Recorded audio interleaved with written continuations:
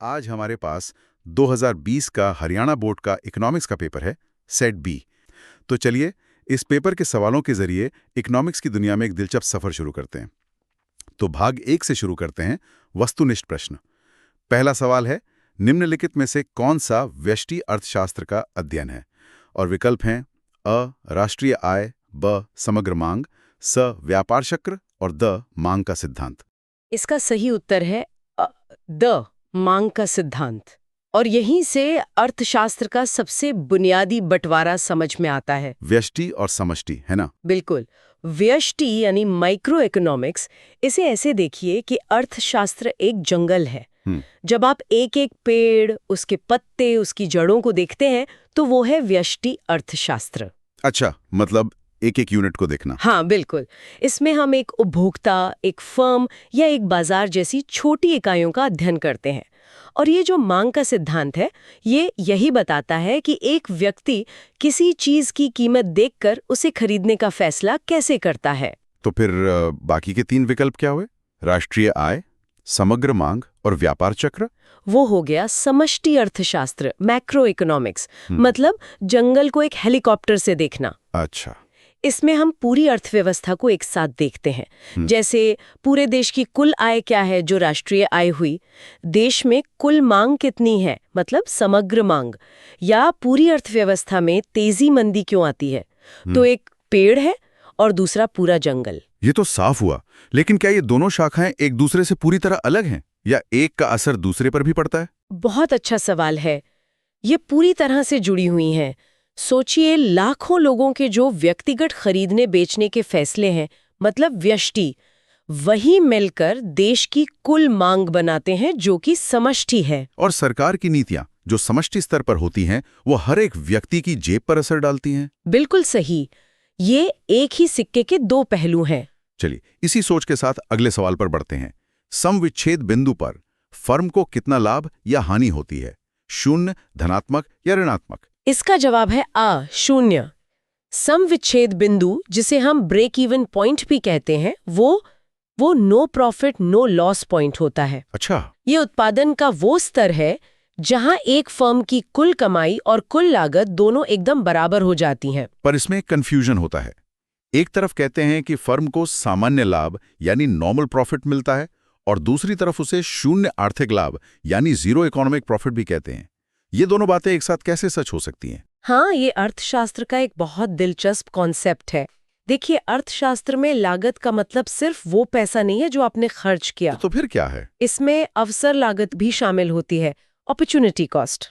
मान लीजिए आपने अपनी दुकान खोली, तो आपका अकाउंटेंट सिर्फ आपका किराया, बिजली का बिल, ये सब गिनेगा। लेकिन एक अर्थशास्त्री कहेगा, 1 मिनट रुको, अगर तुम ये दुकान न चलाते तो कहीं और नौकरी करके 50,000 महीना कमा सकते थे। वो 50,000 भी तुम्हारी लागत का ही हिस्सा है। वाह, मतलब जो सैलरी में छोड़कर आया वो भी एक लागत है। बिल्कुल। तो वो जो सामान्य लाभ है वो वही 50,000 है। तो जब आप उतना कमा लेते हैं कि आपकी अवसर लागत भी निकल जाए, तो आपका आर्थिक लाभ 0 माना जाता है, क्योंकि आपने कुछ भी अतिरिक्त नहीं कमाया। ये सोचने का बिल्कुल नया तरीका है। अब एक गणितीय सवाल है। यदि सीमांत उपभोग प्रवृत्ति यानी एमपीसी 1 है तो गुणक क्या होगा? 0, 1, 2 या अनंत? सही जवाब है द अनंत। पहले सूत्र समझ लेते हैं। गुणक का सूत्र है k बराबर 1, 1 माइनस एमपीसी। अब एमपीसी का मतलब ये है कि जब आपकी आय 1 रुपया बढ़ती है तो आप उसमें से कितना खर्च कर देते हैं। तो अगर एमपीसी बराबर 1 है, मतलब आप बढ़ा हुआ पूरा का पूरा रुपया खर्च कर रहे हैं। एग्जैक्टली। तो अगर हम सूत्र में एमपीसी की जगह 1 रखें तो ये 1 माइनस 1 मतलब 1 0 बन जाता है, जो गणित में तो अनंत होता है। पर इसका असल दुनिया में क्या मतलब है? क्या आय सच में अनंत हो जाएगी? सैद्धांतिक रूप से हाँ। सोचिए, सरकार ने किसी को 100 रुपए दिए। उसने, क्योंकि एमपीसी बराबर 1 है, पूरे 100 रुपए दुकानदार को दे दिए। दुकानदार ने वो 100 रुपए अपने सप्लायर को दे दिए, सप्लायर ने अपने कर्मचारी को, और ये सिलसिला चलता रहेगा। हाँ। वो 100 रुपए का नोट कभी रुकेगा ही नहीं और अर्थव्यवस्था में अनंत बार घूमकर आय पैदा करेगा। लेकिन असलियत में ऐसा नहीं होता। क्यों नहीं होता? क्योंकि लोग कुछ पैसा बचा लेते हैं, मतलब एमपीसी 1 से कम होता है, सरकार टैक्स लगाती है, हम विदेशी सामान खरीदते हैं, ये सब उस पैसे के बहाव में लीकेज की तरह काम करते हैं। तो ये एक आदर्श स्थिति है जो हमें इस कॉन्सेप्ट की ताकत दिखाती है। और आपने अवसर लागत की बात की थी, अगला सवाल उसी पर है। अवसर लागत का क्या अर्थ है? इसका सही विकल्प है अगले वैकल्पिक प्रयोग की लागत। अवसर लागत सिर्फ एक किताबी शब्द नहीं है, यह हमारे हर फैसले का एक अदृश्य हिस्सा है। जैसे जब सरकार एक शहर में मेट्रो बनाने के लिए हजारों करोड़ लगाती है, तो उसकी असली लागत सिर्फ वो पैसा नहीं है, बल्कि वो सैकड़ों स्कूल और अस्पताल भी हैं जो उसी पैसे से बन सकते थे। ये वो रास्ता है जिसे नहीं चुना गया। यानी हर हाँ के पीछे एक छिपी हुई ना होती है। अब बाजार की बात करते हैं। किस बाजार में फर्म एक कीमत स्वीकारक यानी प्राइस टेकर होती है? इसका उत्तर है ब, पूर्ण प्रतियोगिता। पूर्ण प्रतियोगिता एक आदर्श बाजार है जहां बहुत सारे विक्रेता होते हैं और सब एक जैसा सामान बेच रहे होते हैं, जैसे गेहूं या टमाटर की मंडी। अच्छा, जहां कोई एक अकेला दुकानदार कीमत तय नहीं कर सकता। बिल्कुल। अगर वो बाकियों से 1 रुपए भी महंगा बेचेगा तो कोई उसे खरीदेगा ही नहीं, इसलिए उसे बाजार में जो कीमत चल रही है वही स्वीकार करनी पड़ती है। लेकिन असल दुनिया में क्या ऐसा कोई बाजार है? क्या Amazon या Google कीमत स्वीकारक है? ये तो कीमत तय करते हैं। बिल्कुल सही सवाल। असल में पूर्ण प्रतियोगिता एक सैद्धांतिक मॉडल है, एक बेंचमार्क की तरह। असली बाजार अपूर्ण प्रतियोगिता के होते हैं, जहां गूगल और Amazon जैसी बड़ी कंपनियां कीमत पर बहुत कंट्रोल रखती हैं। लेकिन पूर्ण प्रतियोगिता का मॉडल हमें यह समझने में मदद करता है कि बाजार में शक्ति यानी मार्केट पावर का क्या मतलब है। समझ गया। अब अगला सवाल पूर्ति यानी सप्लाई से जुड़ा है। इनमें से कौन सा पूर्ति की कमी का कारण है? एक विकल्प है स, उत्पादन कर में वृद्धि। हाँ, यही सही उत्तर है। इसे एक बेकर के उदाहरण से समझते हैं। मान लीजिए एक बेकर केक बनाता है। अगर सरकार मैदे पर टैक्स बढ़ा दे तो केक बनाने की लागत बढ़ जाएगी, तो उसका मुनाफा कम हो जाएगा। सही बात है। तो वो सोचेगा कि अब उतना फायदा नहीं है, मैं पहले जितने केक नहीं बनाऊंगा। नतीजा, बाजार में केक की पूर्ति कम हो जाएगी। इसी को अर्थशास्त्र में कहते हैं पूर्ति वक्र का बाईं ओर खिसकना। अब एक और दिलचस्प सवाल, निम्नलिखित में से कौन सी बाहरी बचतें हैं, एक्सटर्नल इकोनॉमीज? इसका उत्तर है द, सूचना संबंधी बचतें। पहले बचते का मतलब समझते हैं। यहाँ इसका मतलब पैसों की बचत से नहीं बल्कि फायदों से है। ये दो तरह के होते हैं, आंतरिक और बाहरी। आंतरिक और बाहरी? हाँ, आंतरिक फायदे वो हैं जो एक कंपनी को अपने बड़े आकार की वजह से मिलते हैं, जैसे ज्यादा सामान खरीदने पर डिस्काउंट मिलना। लेकिन बाहरी फायदे वो हैं जो पूरे उद्योग के विकास से उस उद्योग की सभी कंपनियों को मिलते हैं। कोई उदाहरण? जैसे अगर बेंगलुरु में एक आईटी हब बनता है तो वहां की सभी आईटी कंपनियों को अच्छे इंजीनियर आसानी से मिल जाते हैं। ये बाहरी फायदा है। सूचना संबंधी बचतें भी ऐसी हैं। अगर कोई नई रिसर्च छपती है तो उसका फायदा उस उद्योग की सभी कंपनियां उठा सकती हैं। बढ़िया। अब कुछ सत्य असत्य वाले प्रश्नों पर आते हैं। पहला है, पेंशन राष्ट्रीय आय में शामिल होती है, सत्य या असत्य? ये कथन असत्य है। फॉल्स। राष्ट्रीय आय में सिर्फ वो आय जुड़ती है जिसके बदले कोई वस्तु या सेवा पैदा हुई हो, उसे हम साधन आय कहते हैं। पेंशन, स्कॉलरशिप या बेरोजगारी भत्ता, ये सब हस्तांतरण भुगतान कहलाते हैं। Transfer payment. मतलब पैसा बस एक हाथ से दूसरे हाथ में गया, कुछ नया बना नहीं। बिल्कुल। इसीलिए इसे राष्ट्रीय आय में नहीं गिनते। ठीक है। अगला कथन, पूर्ति तथा स्टॉक में अंतर होता है।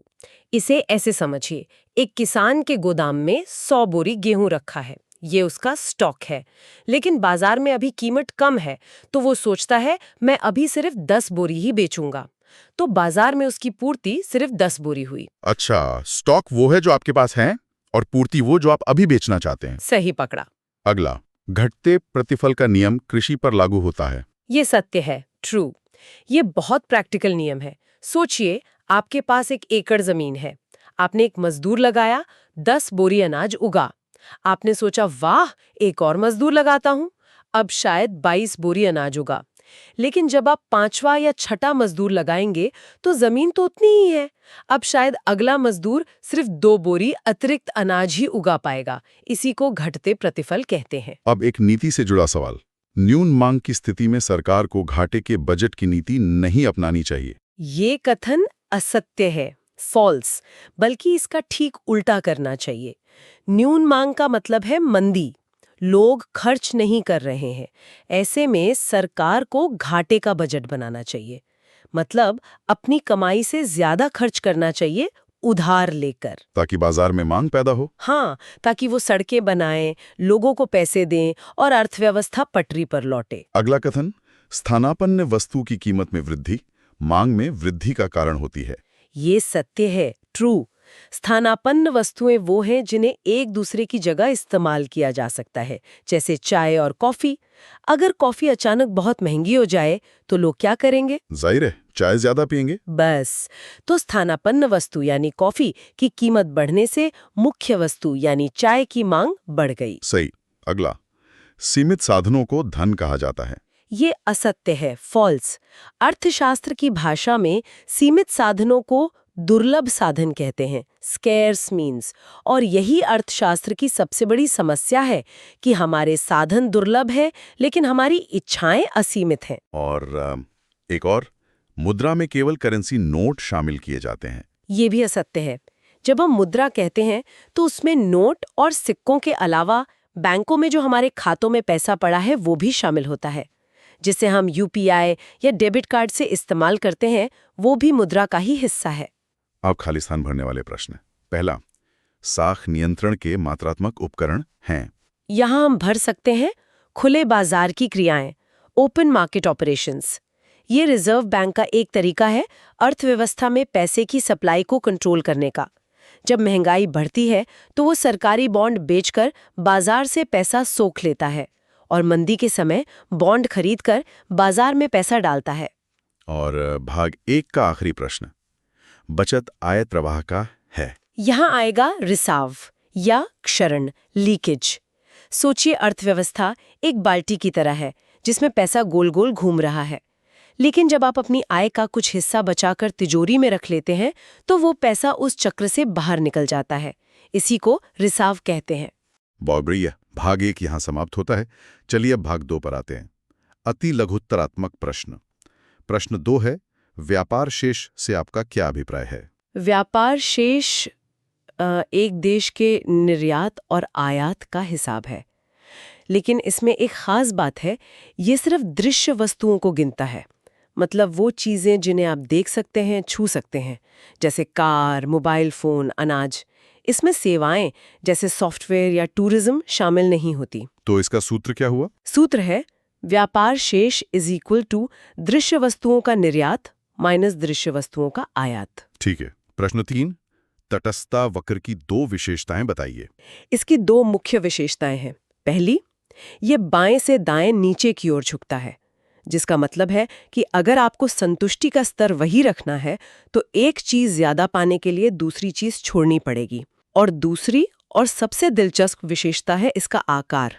ये मूल बिंदु की ओर उन्नतोदर यानी कॉन्वेक्स होता है। ये कॉन्वेक्स क्यों होता है?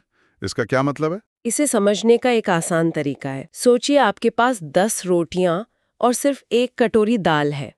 आप 1 और कटोरी दाल के लिए शायद 2-3 रोटियां भी खुशी खुशी दे देंगे। लेकिन अगर आपके पास 10 कटोरी दाल और सिर्फ 1 रोटी हो तो आप अगली कटोरी दाल के लिए अपनी वो आखिरी रोटी कभी नहीं देंगे। मतलब जो चीज हमारे पास कम होती है उसकी कीमत हमारी नजर में ज्यादा होती है। बिल्कुल। इसी को घटती सीमांत प्रतिस्थापन दर कहते हैं और इसी वजह से ये कर्व ऐसा दिखता है। ये उदाहरण बेहतरीन था। प्रश्न 4 है, निम्न कोटि की वस्तुओं से क्या अभिप्राय है? निम्न कोटि की वस्तु का मतलब क्वालिटी में घटिया होना जरूरी नहीं है। हाँ। इसका रिश्ता हमारी आय से है। ये वो वस्तुएं हैं जिनकी मांग हमारी आय बढ़ने पर कम हो जाती है। अच्छा। हाँ, जैसे एक स्टूडेंट रोज बस से सफर करता हो, नौकरी लगने के बाद वो कार या टैक्सी से चलने लगता है, तो उस व्यक्ति के लिए बस की सेवा एक निम्न कोटि की वस्तु बन गई। अगला प्रश्न, प्रश्न 5, पूर्ति का नियम क्या है? पूर्ति का नियम कीमत और पूर्ति की मात्रा के बीच सीधे संबंध को बताता है। यह कहता है कि अन्य बातें समान रहने पर जैसे ही किसी वस्तु की कीमत बढ़ती है, उत्पादक उसकी ज्यादा मात्रा बेचना चाहता है, और जब कीमत घटती है तो वो कम मात्रा बेचना चाहता है। सीधा सा तर्क है, मुनाफा। ठीक है। प्रश्न 6, राजकोषीय नीति यानी फिस्कल पॉलिसी किसे कहते हैं? राजकोषीय नीति सरकार का वो टूल बॉक्स है जिससे वो अर्थव्यवस्था को मैनेज करती है। इस टूल बॉक्स में 3 मुख्य औजार हैं। टैक्स मतलब सरकार की आय, सार्वजनिक खर्च जैसे सड़कें, स्कूल बनाना, और सार्वजनिक ऋण जब सरकार उधार लेती है। इन्हीं का इस्तेमाल करके सरकार मंदी या महंगाई को कंट्रोल करती है। अगला प्रश्न बेरोजगारी से जुड़ा है। प्रश्न 7, अनैच्छिक बेरोजगारी क्या है? ये वो स्थिति है जिसमें एक व्यक्ति काम करने के लायक भी है, काम करना चाहता भी है और बाजार में जो तनख्वाह चल रही है उस पर काम करने को तैयार भी है, लेकिन फिर भी उसे काम नहीं मिलता। तो अनैच्छिक का मतलब है कि वो अपनी इच्छा से बेरोजगार नहीं है। हाँ बिल्कुल, अर्थव्यवस्था में ही नौकरियों की कमी है।